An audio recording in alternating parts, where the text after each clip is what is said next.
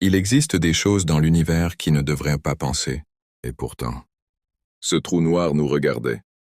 Silence, un silence si profond qu'il semblait avaler même les pensées. Au cœur du secteur interdit d'Hélios 9, là où aucune sonde ne revenait jamais, un trou noir tournait lentement. Parfait, noir, absolu. Mais cette fois, il avait répondu. On l'appelait Khepri, un nom ancien, donné par une civilisation disparue depuis des millions d'années. Un nom gravé sur des ruines, flottant à la limite de son horizon des événements. Khepri n'était pas censé être différent. Un trou noir reste un trou noir, une tombe cosmique, une fin. Et pourtant, Khepri changeait de masse, de rotation, de comportement, comme s'il respirait. L'humanité découvrit Khepri tard. Très tard. À cette époque, les humains n'étaient plus les rois de la galaxie. Ils n'étaient même pas respectés. Ils étaient tolérés, une espèce jeune, instable, trop émotionnelle.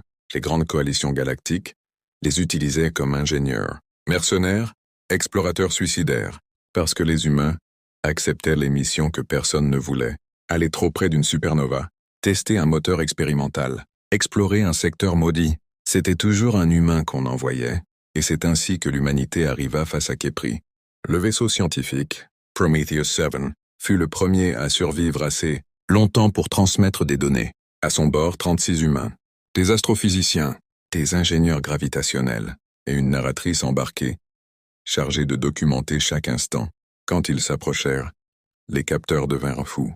Le trou noir émettait des impulsions, pas du rayonnement de Hawking, pas des jets classiques, des impulsions régulières, structurées, comme un rythme, comme un langage. Le Conseil galactique refusa d'y croire. Les Vérans, une race ancienne à la peau de cristal, rirent ouvertement. Les Talnes, des intelligences collectives, déclarèrent l'idée émotionnellement contaminée. Même les machines conscientes de l'Empire Chiron classèrent le phénomène comme une anomalie statistique.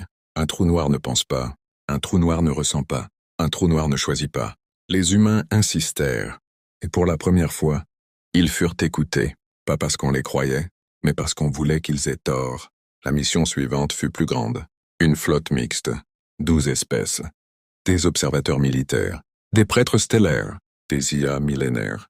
Et au centre, Khepri, à mesure qu'ils approchaient, quelque chose changea. Les vaisseaux perdaient des secondes de temps.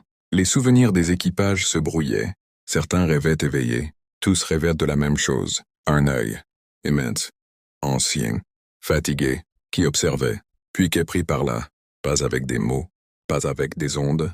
Il modifia la constante gravitationnelle locale. Exactement. Précisément.